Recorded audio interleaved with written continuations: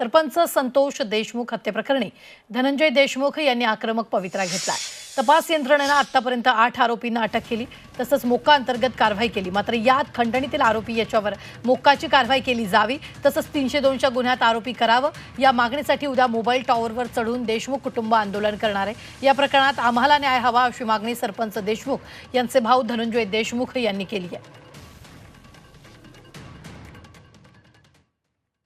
की मी उद्या टेलिफोनचं टावर आहे त्या टावरवर जाऊन आंदोलन करणार आहे। माझ्या मागण्या जोपर्यंत मान्य होत नाहीत, माझ्या मागण्या मान्यच करावं लागतील।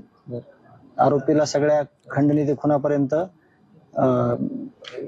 खुनापर्यंत सगळ्यांना 302 आणि मोकामध्ये घेतलंच पाहिजे, नाहीतर मी वरून उडी मारून मी संपून घेईन। कारण का मला माझी स्वतःची किंवा माझ्या सगळ्या लोकांची निर्गुण हत्या पुन्हा बघायची नाही। माझ्या भावाला त्रास जे झालाय त्याला परत त्रास नाही व्हावा, म्हणून माझी भूमिका आहे।